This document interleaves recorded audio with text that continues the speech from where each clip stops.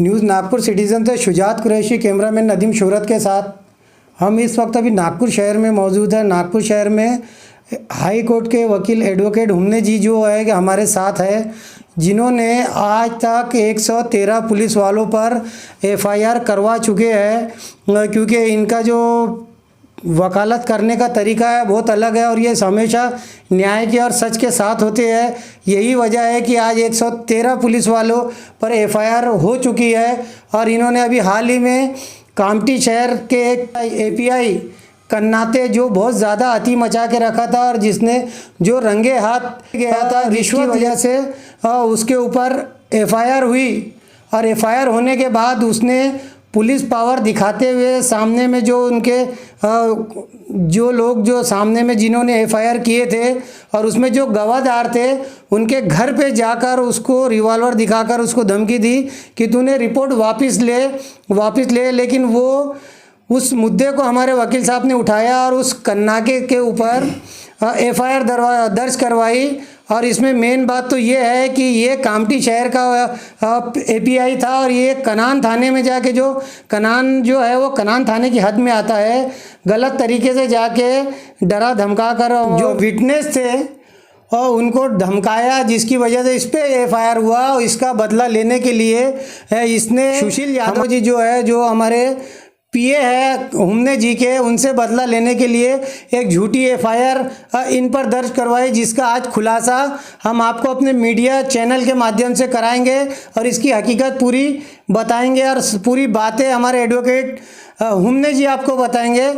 Sir, news Nagpur citizen में आपका स्वागत है। सर, हमारी खुद किस्मती है कि हम दोबारा आपका इंटरव्यू ले रहे हैं। सर, ये जो आपने कन्नाके पर एफआईआर करवाए थे, पहले ये बताइए क्यों करवाए थे? देखो, ऐसा है, ये सुशील की पुश्तैनी ज़मीन है घोरपुर में, तो वो पुश्तैनी ज़मीन का वाद शुरू है कोर्ट में। तो वो उनके सुशील यादव के पिताजी की फर्जी और बोगस सिग्नेचर करके एक एग्रीमेंट बनवाया था वो सामने वाले पार्टी ने। तो उनके ऊपर हमने कामठी कोर्ट से हमने ऑर्डर मिला है, उसके आधार से वो ऑर्डर के हिसाब से वो जो है सामने वाली पार्टी जो कोर्ट में गई हुई है, दिलीप विसुमल आसवानी, भावेश तुलसीदास आसवानी और उमाशंकर मरोटे, इन तीनों के ऊपर वो 20/8/2020 को एफआईआर कामठी पुलिस स्टेशन में एफआईआर रजिस्टर्ड हुआ। उसका नंबर है 410/2020। यह जो यह एफआईआर जो है, ये एफआईआर 420, 468, 471, 477 और 34 के तहत रजिस्टर्ड हुआ है। अब ये जो एफआईआर है उसका जो तपास है, ये तपास का काम एपीआई कन्नाके को दिया था। अब एपीआई कन्नाके ये तपास कर रहे थे, तब उनको ये तपास बंद करने के लिए सामने वाली जो पार्टी है, दिलीप विसुमल आसवानी, भावेश तुलसीदास आसवानी और उमाशंकर मरोटे, इन्होंने 5 लाख रुपए की रिश्वत दी। ऐसा तो कहा जाता है कि इनको 20 लाख रुपए दिया गया। वो पैसा वो मनीष कलवानिया को भी मिला हुआ है और जिसके चलते ये एपीआई कन्नाके ने और मनीष कलवानिया ने वो केस बंद करने के लिए B final report Kamthi court में भिजवा दी है और उसको हमने अभी प्रोटेस्ट पिटीशन दाखिल की है। तो ये मनीष कलवानिया जी जो है, जनता को बताइए ये कौन है? ये जो मनीष कलवानिया जो थे, ये मनीष कलवानिया परिमंडल 5 के डीसीपी थे, जिनके खिलाफ जब इनके सुशील यादव के ऊपर जब इनको रात के 3 बजे इनको अरेस्ट किया गया, कानून के चलते उन्होंने रात को 3 बजे अरेस्ट नहीं कर सकते हैं, लेकिन इनके घर में पुलिस फौज 50 पुलिस को भेज के इनको रात को 3 बजे अरेस्ट करवाया है। फिर उसके बाद में दूसरे और एक मामले में इनको अरेस्ट करवाया, जिसके चलते इनकी जो पत्नी है सुशील झब्बूलाल यादव, इनकी जो पत्नी जो है मनीषा, वो मनीषा ने एट्रोसिटी एक्ट के तहत मनीष कलवानिया के ऊपर मनीष कलवानिया को तड़ीपार करने के लिए नागपुर के स्पेशल कोर्ट में SC/ST एट्रोसिटी एक्ट के तहत मामला दर्ज कराया था। एट्रोसिटी एक्ट के तहत जो मामला दर्ज हुआ, उसका नोटिस मनीष कलवानिया और पुलिस को मिलते ही मनीष कलवानिया ने अपनी ट्रांसफ़र यहाँ से औरंगाबाद करवाई और वो औरंगाबाद चले गए। लेकिन बाकी के जो सारे लोग जो है वो नागपुर में ही है, क्योंकि वो इतने पावरफुल नहीं है, वो अपनी ट्रांसफ़र नहीं करवा सकते। मनीष कलवानिया DCP IPS है, तो उन्होंने अपनी ट्रांसफ़र करके औरंगाबाद चले गए। ये वो शख्स है, उन्होंने इनको तकलीफ दी। सर एक बात ये बताइए आप कि ये जो इन पे कौन सी कलम लगी थी जिसकी वजह से 50 पुलिस 3 बजे रात में इन पे गई? क्या ऐसा बहुत बड़े ये आतंकवादी तो नहीं थे जो इतनी पुलिस के साथ 3 बजे ज़रूरी था क्या उठाना? ऐसी कौन सी कलम लगी इनके ऊपर? हाँ, मैं बताता हूँ क्या हुआ कि ये सुशील यादव का जो मामला था, जिन्होंने 5 लाख रुपए का वो रिश्वत लेने के आरोप लगाए थे एपीआई कन्ना के ऊपर, तो एपीआई कन्ना के चिढ़ गया। तो एपीआई कन्ना के चिढ़ने के बाद में वो जिसमें जो विटनेसेस थे कि जिनके सामने में 5 लाख रुपए की रिश्वत एपीआई कन्ना के ने उसके घर पर ली थी, आरोपी जो उमाशंकर मरोटे थे, उसने 5 लाख रुपए की रिश्वत एपीआई सुरेश कन्ना के को उसके घर पे दी थी। तो वो जब पैसे दिए थे तब वहाँ पे जो विटनेस थे, वो विटनेस के नाम सुशील यादव ने जो कंप्लेंट की थी पुलिस को, पुलिस महकमे को, पुलिस के वरिष्ठ अधिकारी को, उसमें उनके नाम डाले हुए थे। तो उनको धमकाने के लिए एपीआई सुरेश कन्ना के और मंगेश काड़े नाम का पुलिस इंस्पेक्टर वो कनान गए थे, और कनान जाने के बाद में उनको धमका रहे थे। तो उतने में ये सुशील यादव, वो जो सुनील पिल्ले नाम के व्यक्ति जो है, जो विटनेसेस है, उनके दुकान में गैस सिलेंडर लेने के लिए गए थे। तो सुशील यादव को भी उन्होंने धमकाया, गाली गलौज किया। इसके चलते सुशील यादव ने कनान के पुलिस स्टेशन में उनकी रिपोर्ट दी है, जिसके आधार पर वो जो क्या बोलते हैं उसको, एपीआई कन्ना के ऊपर 25/1/2022 को एक एनसी दाखिल हुई 506 के तहत। उसका नंबर है एनसी नंबर 41/2022। दूसरी बात यह है कि ये एपीआई कन्ना के ने एक कनान की जो लड़की है, वो उसका नाम है मनश्री अरबत। ये मनश्री अरबत जो है, ये मनश्री अरबत के साथ में इसने रेप किया। तो मनश्री अरबत के ऊपर रेप करने के बाद में मनश्री अरबत ने एपीआई कन्ना के ऊपर गुना दाखिल करने के लिए, रेप के अपराध के तहत गुना दाखिल करने के लिए कामठी पुलिस स्टेशन में रिपोर्ट दी है। लेकिन एपीआई कन्ना के पुलिस होने के कारण वो जो लड़की है मनश्री अरबत, उसकी शिकायत के आधार पर एपीआई कन्ना के ऊपर कामठी पुलिस ने आज तक कोई भी गुना दाखिल नहीं किया, जिसके चलते मैंने वो मनश्री अरबत की जो केस है, इसके ऊपर गुना दाखिल करने के लिए मैंने हाईकोर्ट में रीट पिटीशन फाइल किया हुआ है। दूसरी बात यह है कि सुशील यादव के खेत पे एक लड़का काम कर रहा था, जिसका नाम चमरूलाल मेलाराम दुर्वे है। इसने एक लेडीज को एमपी से भगा के लेके आया, अपने साथ में लेके आया। तो इसकी जानकारी वो सुशील यादव को नहीं थी। अब ये चमरूलाल मेलाराम दुर्वे ने क्या किया, सुशील यादव के जेब में से 20,000 रुपये चोरी करके भाग गया। दोनों भाग गए। उसके बाद में चोरी करने के भागने के बाद में उसको सुशील यादव को पता नहीं चला, लेकिन वो अचानक उसको भिलगांव में वो एक दुकान में काम करते हुए दिखा। तो सुशील यादव ने उसको पूछा कि तू मेरे पैकेट में से 20,000 रुपये चोरी लेके भाग के आया हुआ है, वो मेरे पैसे वापस कर, नहीं तो मैं तेरे खिलाफ में पुलिस रिपोर्ट करूंगा। अंततः वो तैयार हो गया और उसने 10,500 रुपये सुशील यादव को वापस कर दिए।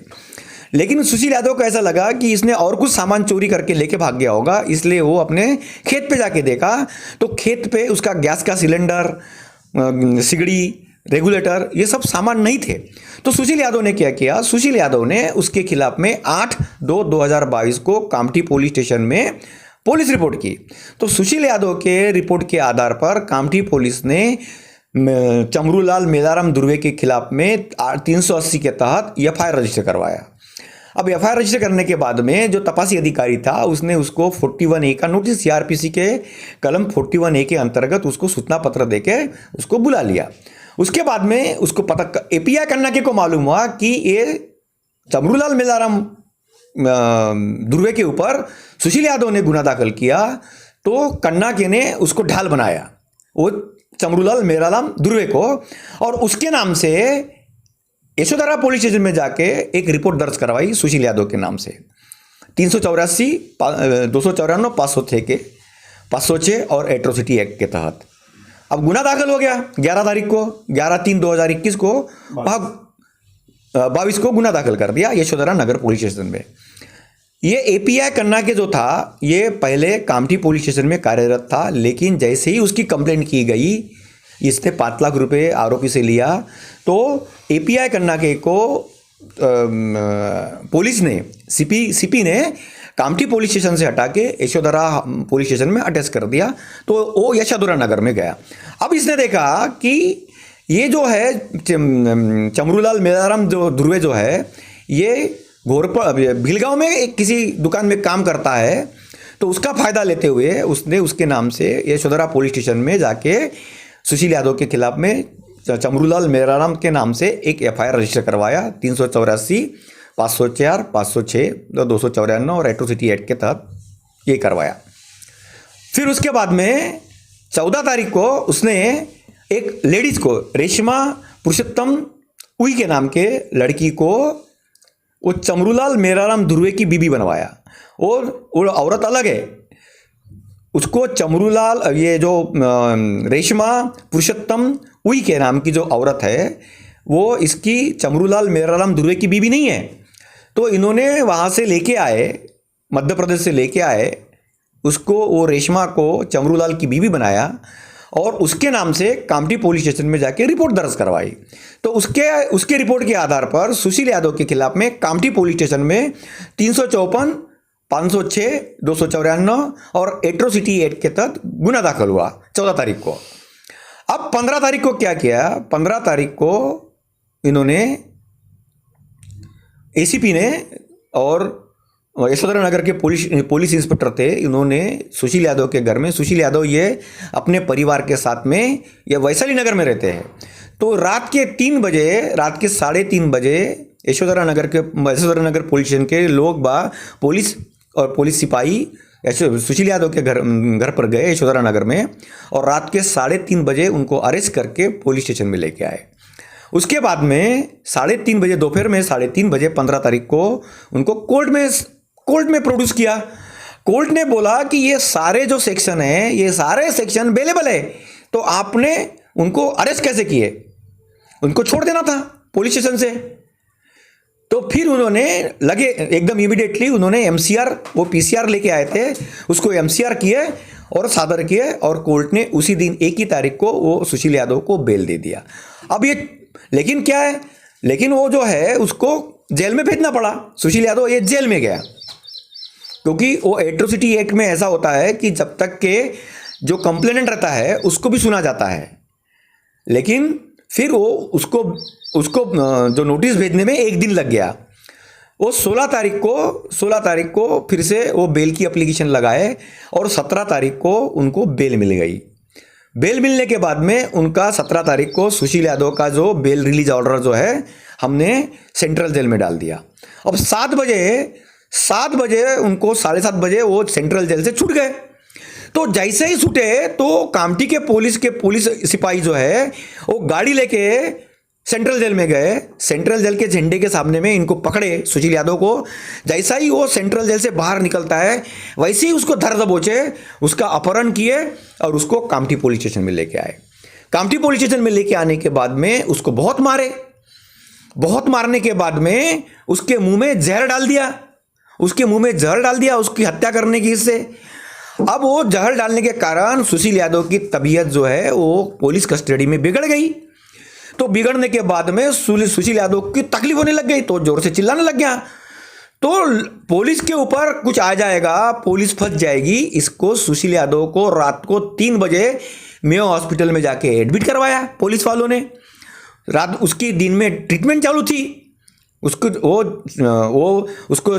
मुंह में जहर डालने से उसकी तबीयत खराब होगी, उसके पेट से जहर निकाला गया। उसके बाद में उसको रिलीफ मिला। उसके बाद में रिलीफ मिलने के बाद में उसको उसी दिन कोर्ट में सादर किया गया, प्रोड्यूस किया गया।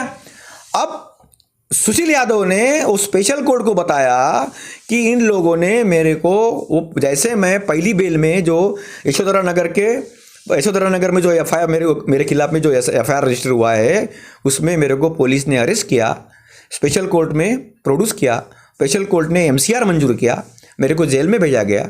फिर मेरे को दूसरे दिन मेरे को बेल मिली और जैसे ही बेल में मैं रिलीज होकर बाहर निकल रहा था तो कामठी के पुलिस आए, उन्होंने मेरा अपहरण किया, मेरे को कामठी पुलिस स्टेशन में लेके गए, मेरे को मारे और मेरी हत्या करने के इरादों से मेरे मुंह में जहर डाल दिए। लेकिन मैं उल्टियाँ हुई, मेरे को तकलीफ बढ़ गई। तो तकलीफ बढ़ने के कारण मुझे फिर उन्होंने अंततः मेरे को मेयो हॉस्पिटल में एडमिट करवाया। और एडमिट करवाने के बाद में अभी मैं ठीक हूँ, तो मेरे को उन्होंने पुलिस स्टेशन में मेरे को कोर्ट में प्रोड्यूस किया और एमसीआर लिया। और उसके बाद में कोर्ट ने सुशील यादव का, स्पेशल कोर्ट ने सुशील यादव का जो कहना है वो रिकॉर्ड किया और उन्होंने सेंट्रल जेल को लेटर लिखा कि इनको बराबर ट्रीटमेंट दिया जाए, जब तक कि इनको बेल नहीं मिलती तब तक कि इनको ट्रीटमेंट दिया जाए। फिर सुशील यादव को दूसरे दिन इनको बेल मिल गई, वो बेल आउट हो गए। और इस तरह कैसे ये जो पुलिस इंस्पेक्टर है एपीआई कन्ना के, इसको बचाने के लिए सारा पुलिस महकमा पूरा अपने पावर का दुरुपयोग कर रहे हैं। ये बहुत घिनौनी हरकतें हैं पुलिस वालों की। सर आपने इनको कोर्ट में नहीं खींचे क्या पुलिस वालों को? पुलिस वालों के खिलाफ में मैंने हाईकोर्ट में 2 रिट फाइल किया हुआ है और इनके खिलाफ में स्पेशल कोर्ट में भी मैंने केस डाल दिया हूँ। और अभी जो और 2-4 केसेस उनके ऊपर डालनी है। और हम लोग जो है वो जो चमरूलाल मेराराम धुर्वे जो है,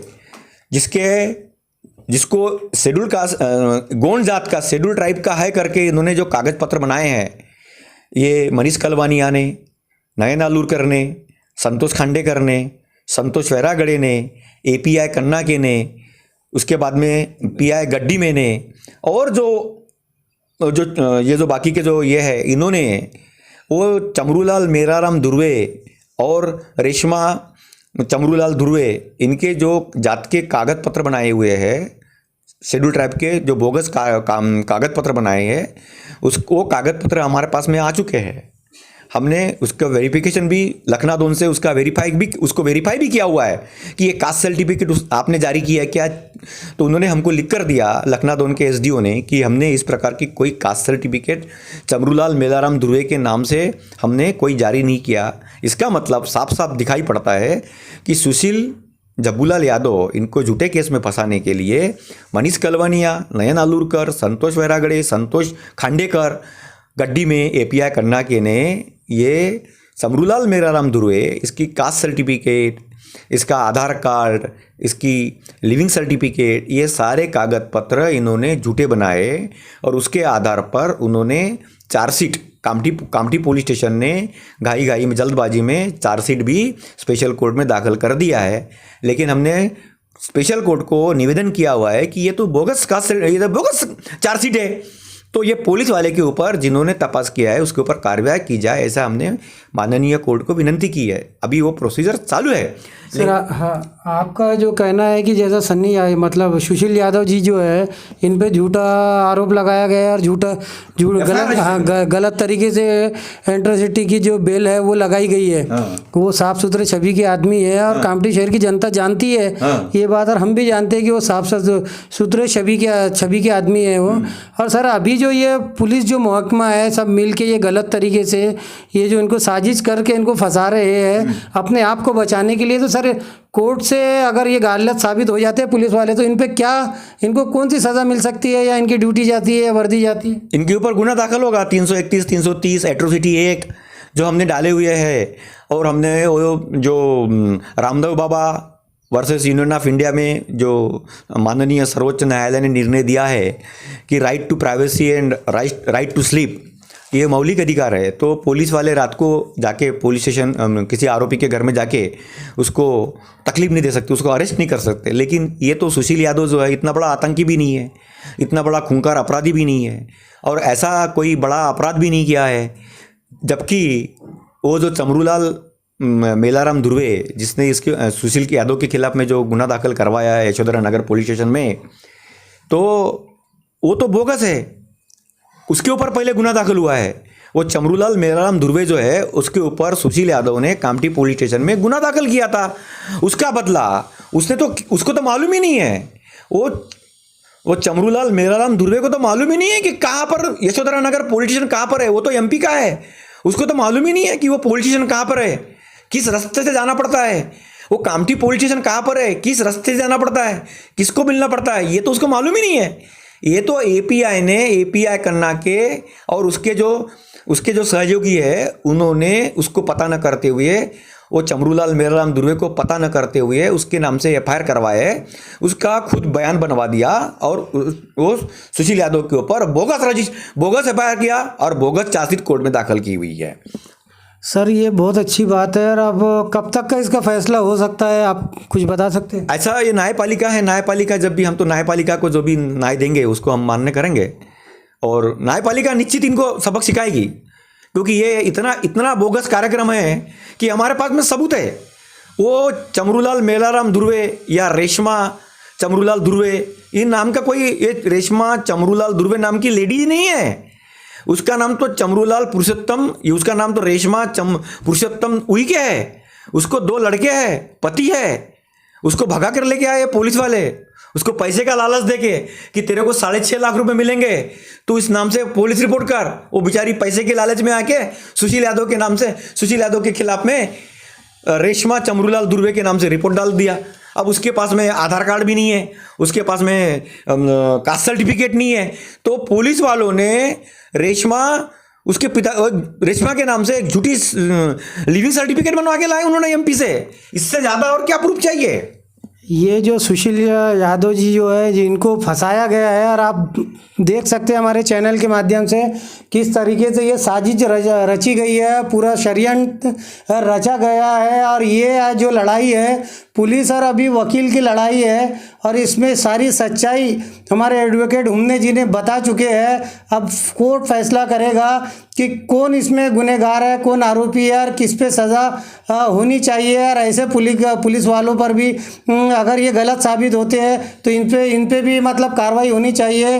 और ऐसे पुलिस वालों पे जनता भी यही चाहेंगी कि जो गलत तरीके से अपनी वर्दी का फ़ायदा उठा रहा है, कानून का फ़ायदा उठा रहा है, उसको ऐसे लोगों को पुलिस महकमे से सीधा बाहर निकालना चाहिए, जैसा जनता भी यहाँ की कहती है। अब आगे देखते हैं कि इसका फैसला क्या होता है। हम न्यूज़ नागपुर सिटीजन चैनल के माध्यम से आपको इस केस के बारे में आगे भी बताएंगे, और अभी पूरी सच्चाई बता दी है कि सुशील यादव जी जो है इनको किस तरीके से फंसाया गया है, और ये पूरी तरीके से निर्दोष है। इसका क्या कारण है फंसाने का ये भी बताया गया है। आगे की जैसी भी न्यूज़ रहेंगी हम न्यूज़ नागपुर सिटीजन के माध्यम से आपको बताते रहेंगे।